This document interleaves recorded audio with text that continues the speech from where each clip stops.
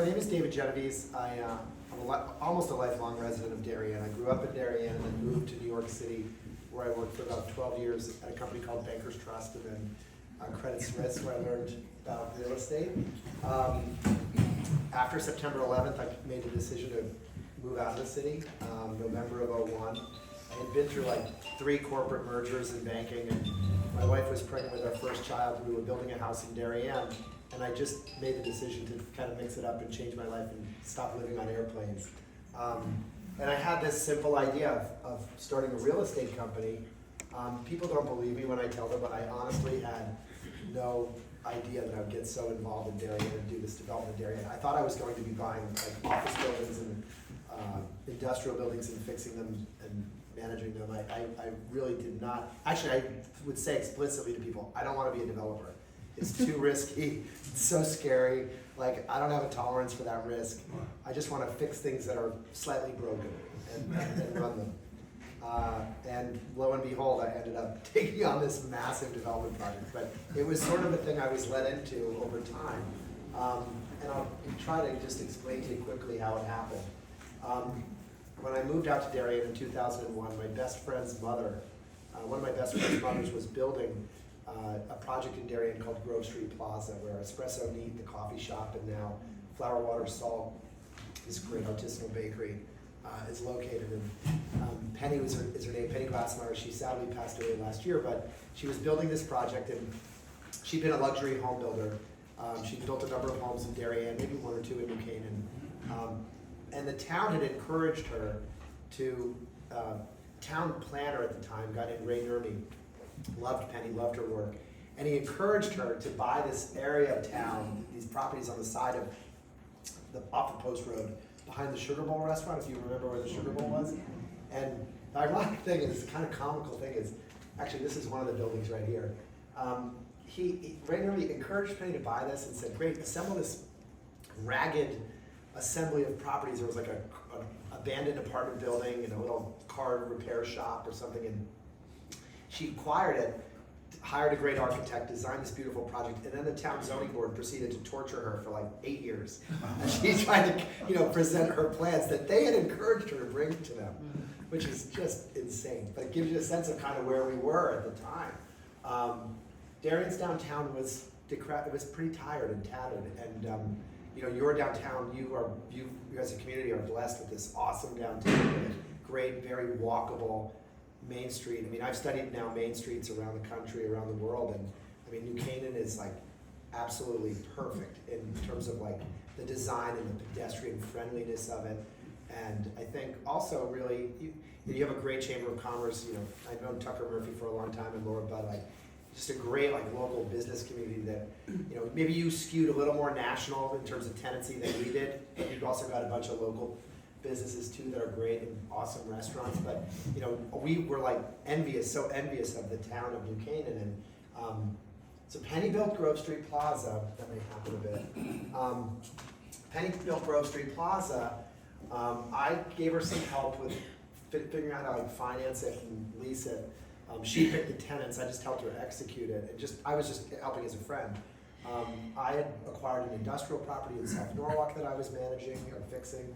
And then my former boss from Bankers Trust Company asked me to partner with him to build a building up in Wilton. He had invested in a surgical center company. If any of you had eye surgery through Stanford Hospital, you went to Wilton to 195 Danbury Road. So that was our first development project. I had literally no idea what I was doing, to be totally candid with you.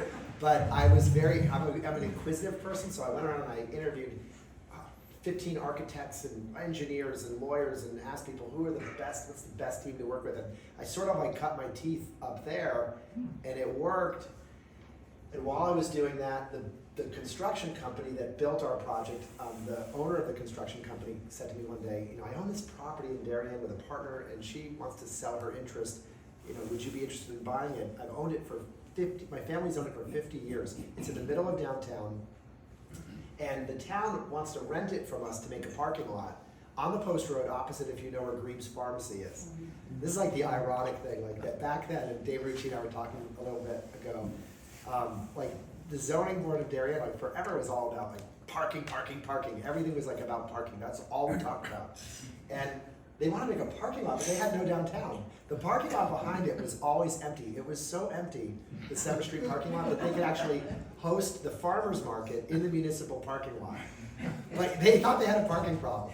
And we were like, God, that's crazy. And at that moment, around that time, I had met Darien's first select woman at the time, Yvonne Klein, who was a very dynamic person and had run basically on a platform of, I think people's tastes have changed. I think, the younger people that are moving to our town, their kids are busier, they play like sports all year round, their lives are insane, and they don't necessarily want to have to go to New Canaan all the time to shop or to dine.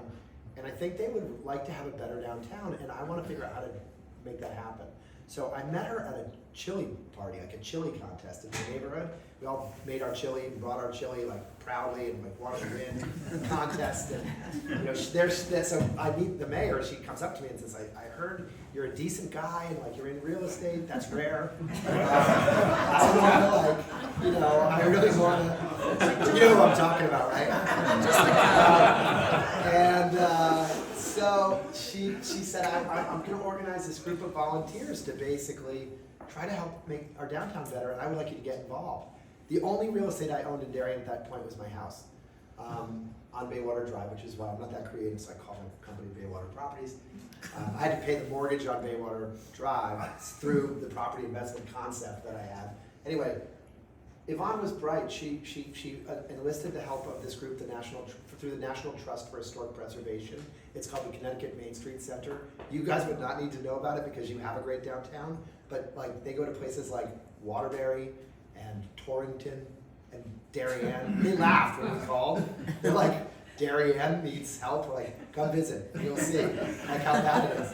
The brokers used to, John probably knows this, when people would come look at like from the city and like think about moving to the suburbs, they would literally like go visit New Canaan, and your brokers would drive them through this beautiful main street and probably take them here to the Waveney Mansion and by the high school and the schools, and we have these incredible schools and neighborhoods, and don't have a beach, but we've got all this other great stuff. Darien, they go to the beach, they go by a church, they like circumvent the downtown. Because if someone saw the downtown after seeing New Canaan, we were dead. We didn't get that couple of them. So anyway, we got the National Trust for Historic Preservation involved, and they came to the town and really acted like a management consultant. I would describe them as management consultants to the downtown. They showed up to the Planning and Zoning Board without an agenda. They basically talked about like what Darien had, what its strengths, weaknesses, opportunities, and threats were, and like why it didn't have the downtown that it envied in New Canaan or Westport or Greenwich. And they talked about objectively, your parking regulations are stricter than any town we've ever seen in the United States practically, which was deliberate to like make it really hard to do things. And that's kind of the way they rolled for a long time. But the usual situation, and this is where I became very sensitive to zoning boards and like the position of a zoning board member. If you think about, has any of you ever served on a land use board? You have? Oh, I'm on zoning now. Oh, you are? Right, so you're a little different because you're kind of deep in this and you're studied about it and you're experienced. But like, for the most part, I think it's safe to say, for the most part, people get involved in zoning boards and commissions, land use boards, when something pisses them off. Like something happens in their neighborhood and they get annoyed and they're like, I don't want that to happen ever again, or I don't want that to happen to anyone else. I'm going to get involved. And usually they don't know anything about commercial real estate, or maybe even real estate at all. It was like high school lights or something that like angered them, and they decided to get involved. And so they usually don't have much background in this. And like what I always, in every negotiation I'm a part of, I like try to think about the other person's position, like where is he or she in this, like what's going on. They're sitting there on the dais, there's 5-6 friends, volunteering, so they have no compensation. And they're being presented these projects by developers who know a lot about what mostly who know a lot about what they're doing, with paid experts, engineers, traffic engineers, drainage engineers, etc., making the case for why you don't need to worry. Like, what I propose is going to be great. It's going to be fine. So these experts are presenting to the people who are usually not as expert. But like, if it works, the developer's a hero and makes a ton of money. And if it doesn't work, the volunteer who's trying to do something good in his or her community, like really, gets crapped on in the grocery store because their friends are like, how could you have ever approved that, you idiot? Like, I would have never done that. So they have no upside and a lot of downside.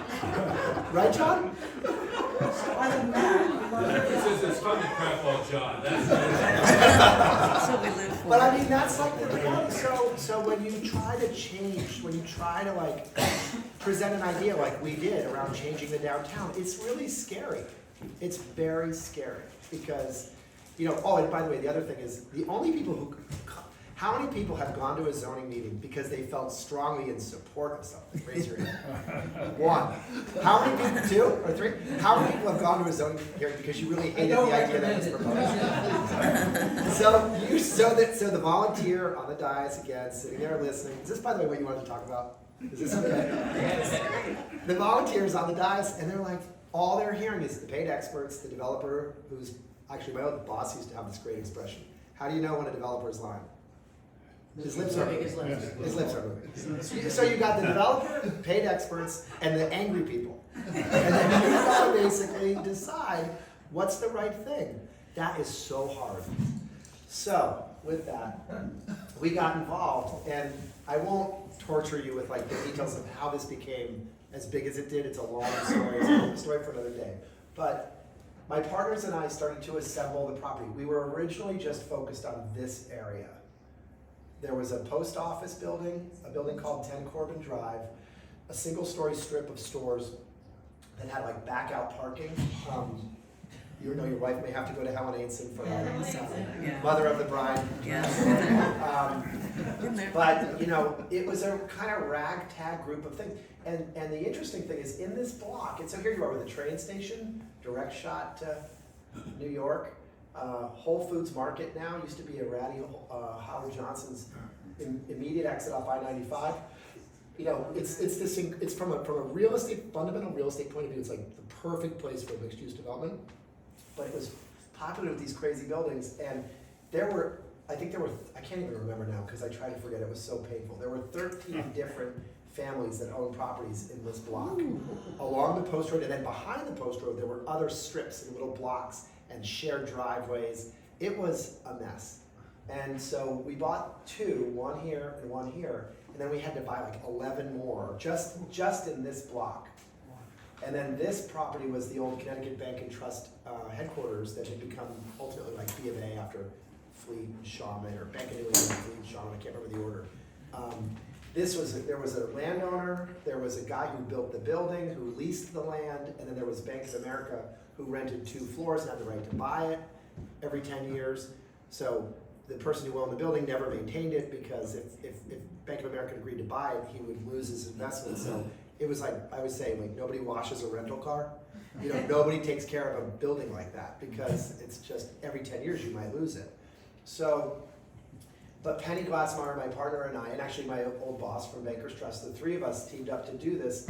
We were only focused here, then we were like, we can't do this great new development here and leave that ugly bank building. We've got to get that involved. And so we started incorporating that, and then we ended up, we thought we could relocate the bank to where Chuck's Steakhouse used to be.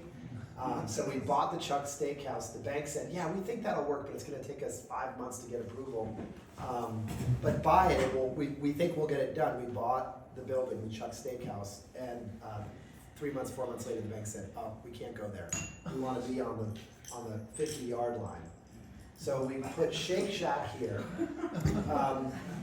as a backup plan. We had Chick-fil-A. A lot of people wanted us to put Chick-fil-A, but I knew that if I did that, I'd get excommunicated from Darien, just because the traffic, like the Chick-fil-A generates, is so over the top. So we did not do that. And I think that's like, honestly, a little bit about, that's kind of our shtick. I live in the town. My parents live in the town. I've raised my children in the town, and I'm really trying to be proud of what I do. I don't want to be, you know, excommunicated. I don't want to be like, I don't want to go to the grocery store and have people throw eggs at me. So maybe I'm a people pleaser, it's a personality flaw, I don't know, but basically we went with Shake Shack, which we thought was a little higher end, wouldn't generate as much traffic, and that has proven to be true. Like in comparison to the Chick-fil-A that happened later up in Norwalk, you can kind of see if you've ever been there, it's crazy. So we try to make decisions every step of the way, you know, in a way that's like additive to the community and in a way that like makes the town better. And you know, and we're a little competitive, so we want to be better than New Canaan. I just have to say, we try to be better, but we won't be better. You guys have an incredible downtown, but we're going to make it better than it was. And you know, the other thing that we really tried to do, and maybe this is an aerial view that kind of shows you, this is 1020 Post, which is the building I built in 07, 08. This is a new building that we just built, and these are buildings in the back that are all brand new. Those are residential mostly, right? The ones The new buildings? in the back there? Yeah, there's 2 stories of apartments above 1 story of retail. Okay. And we finished those in 3 phases over the course of last year. But what I was gonna say was, like, the goal, and I'll come back to this, but like, it's kind of wavy. But the goal was to really make sure that this would look like it happened over time, and it would look like it happened with different hands. So like Bruce Byfield, the architect I'm working with, he and I have had this incredible collaboration. And I said to him, like, you have to, like, you know, a lot of times, no offense to any architects who might be in the room, a lot of times architects will have like a style that becomes a little repetitive. You can kind of see it in their work. It's like, it's their personality, their design aesthetic, their personality kind of coming through in their work. And it will see, you know, you'll drive by and go, oh, that's a Byfield house, or that's a Mark Finley house, or I'm not using those two as examples, because those two are actually pretty good at mixing it up. But I wanted this to look like it wasn't just some idea of a guy named David Genovese who was here one day and built 10 buildings. So we worked really hard to like make it appear as if it happened over time. Like, this is a building that was completed in the first phase that looks, and that's a rendering of it, it looks a lot like that. You know, it looks totally different than the building next to it, where Compass is, or the Barrett Bookstore building in Sail to Sable. I would say also that a big part of what we were involved with the Connecticut Main Street Center was, and I think it's through the fact that they're, or a result of the fact that they're part of the National Trust for Historic Preservation, there's a big emphasis on local business, which probably Rotary could appreciate. Like, you know, it's a big emphasis on like local businesses and keeping money in the community. Local businesses tend to be more generous to local nonprofits versus the big corporations today, I think. And you know, they sponsor the baseball teams, and you know, they do all this good stuff in the community. And there are statistics around, you know, you spend $100 at Barrett Bookstore, you know, $70 rather stays in the community. So, whereas if you spend $100 on Amazon, it's gone, right? And so that's a big part of our message. One of the cool things that we were able to do in scheming the project was to break it up into 2 parts. And so we had all these existing retailers that people loved. And I think one of the fears of people in Darien was, are they gonna just knock it all down, build all these new buildings, jack up the rents so none of our local businesses that we love can be here, and wash the place of its character? And one of our commitments to the town was that we would not do that. We would find a way to make the math work. And you know, even if it meant we were gonna make less money, we would basically rent to the existing businesses on a basis that they could afford to keep going. And if we're lucky, and we create a better place, their sales will go up, and over time we'll be able to charge them more rent. But that will be determined. So we signed leases with all of the existing people, pretty much all. Some of them were struggling. You know, there was a nail salon that was struggling. There was a dog groomer that was struggling. Well, not struggling, but didn't really fit in with what we were doing. There was a cobbler, Spiro the cobbler, Darien shoe repair, which is amazing. We worked to find places for all of them elsewhere, not here, if they wanted to keep going. So like, I found a place for Spiro. He's on the Post Road opposite St. John's Church if you need shoe. Do you have a cobbler in New Canaan? Yeah. You do? Oh wow, you're lucky. We found a place for the tailor, then he retired, the dog groomer, and so on. But we signed leases with all of the existing people. Everything is Rosie, Helen Ainson, Darien Toy Box, Barrett Bookstore. Shoes and More was a recent addition, a pop-up. Sail to Sable was a pop-up. We Mundine was a relocation from another part of town. We signed leases with all of them on a long-term, like 10-year basis, and said, look, here's your deal. It's basically the same rent that they were paying before. So that phase was done. Now, if you come by, we're in the second phase. The whole project is 116 apartments, about 110,000 feet of office, and about 100,000 feet of retail, like retail, restaurant, fitness. The first phase was 100% leased in construction. The retail was leased before we started because we had the tenants from the other buildings, mostly. And then, but the apartments rented, I mean, as John would attest, I mean, the market for housing in downtown has been astounding. By the way, that was also a big part of our conversation. You know, and the zoning, and I should touch on that. I told you about how it's so hard to be a zoning commissioner and it's scary and you're afraid of the downside. So like what we did, which was very radical, I think at the time, I haven't seen anyone else do this as intensely as we did, except for one developer came 50% of the way, this developer from Los Angeles named Rick Caruso, who's an extraordinary developer of retail property. I kind of got the idea from him and then I took it to another level. We were, as I described it, like, in Ray Dalio terms, radically transparent with the community as to what we were doing. So we basically just put it all out there. We had a website, it's still up. For some reason it got a little disorganized, I don't know what happened. But if you go to the website, yourdowntowndarien.com, you'll see we put every single presentation up on this website, every video of every meeting, articles that we were reading at the time, that I was reading at the time, that inspired me, that like shaped my thinking around what we were trying to do. You know, we put it all out there so that if someone was a positive person or just a curious person, like they could go online, read it wherever they were, on the train, at home, whatever, want to fall asleep, whatever, you know, wherever they were, they could read it and get access to the information and be educated.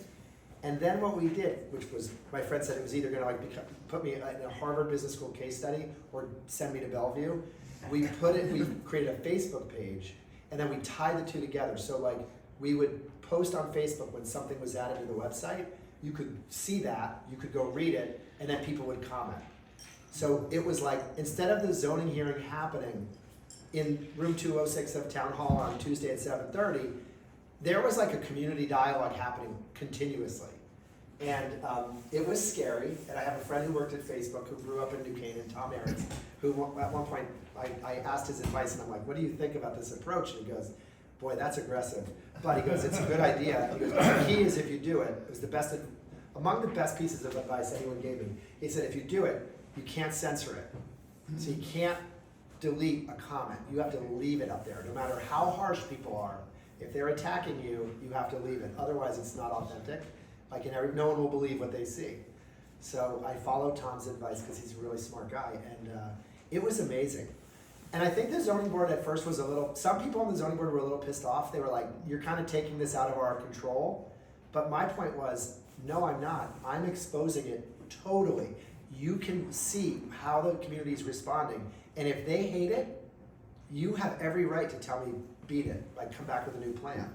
But if they love it, you can work with me to figure out how to make it happen. And so that was a very different approach. Like, I mean, most developers are like, there's no way I would do that. I'll tell you guys a quick funny story. We were hosting a public meeting at the library to talk about this.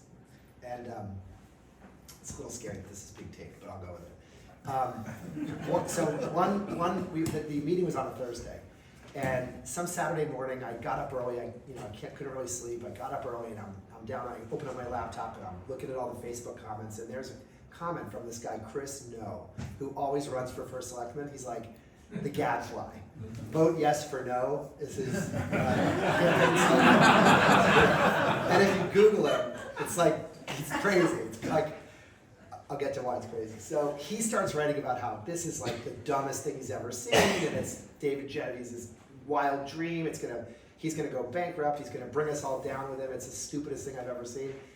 And I responded, and he wrote something crass, like he used like some crass language. And I wrote back to him and I said, Chris, we're gonna have a public meeting on Thursday night, you're welcome to come. I just would ask, please don't use crass language, like my wife will be there, there'll be women in the audience, just be a gentleman. And he like was attacking me. So my wife's phone starts blowing up, and her friends are like, your husband's being attacked on Facebook, you need to go to the Facebook. She gets up, she looks at the thing, she starts yelling at me.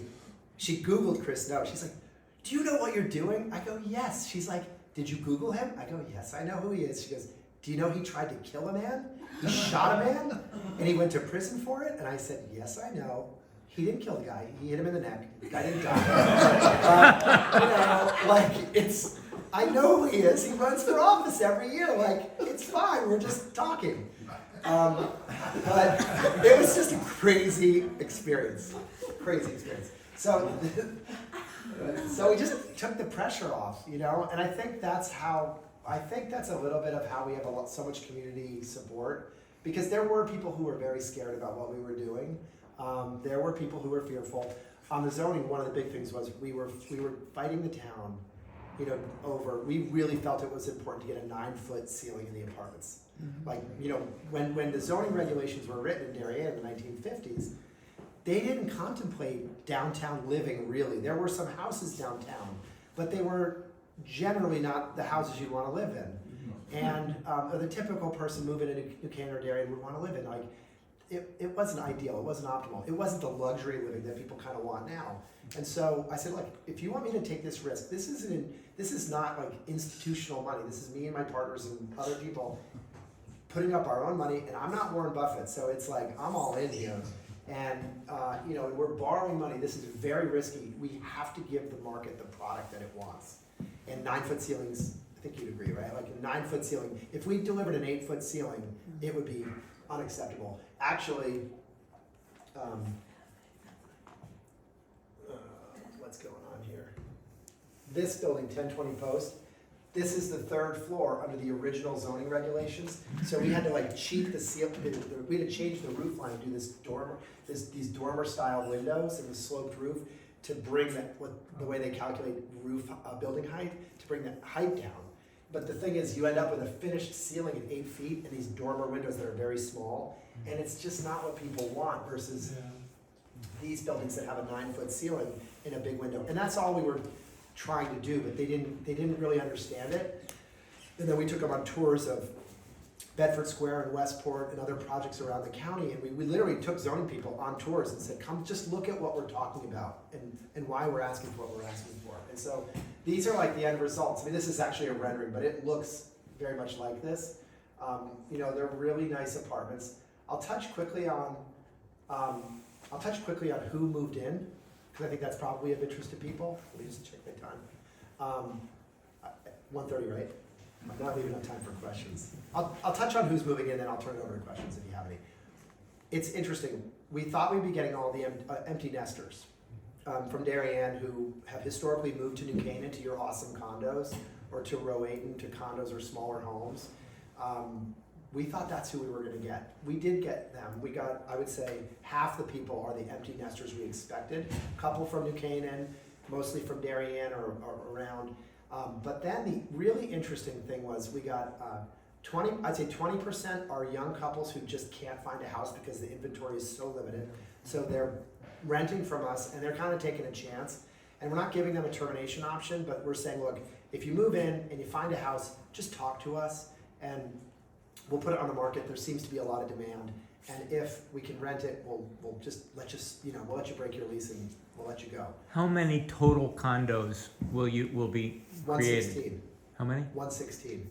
There's 116 units here, and there were 12 units that we built off-site for a nonprofit called Ableist for adults with developmental or intellectual disabilities. And 2 units in here will be for Ableist also. And when you started, that was basically doubling the condo inventory in Darien. You had about 100, and this took you up to 200 versus New Canaan. It was more than 100, but yeah, it was. But New Canaan's got 700, yeah, so significant percentage, and they were scared about schools impact. So 50% the empty nesters, 20% the young couples, 30% grandma and grandpa, affluent grandma and grandpa who want to live near, usually their daughter. I keep telling my mom, I'm not taking that personally, but it is an interesting sociological observation. They're usually moving to be near their daughter, not their son. There's one who's There's a reason. their Daughter-in-laws aren't the same. Not the same, right? No matter how good it is, it's not the same. Daughters-in-law. And that's been really cool because I see them, literally having lunch with their kids and grandkids. Like it's awesome, and it's right in our downtown. So they're really right there.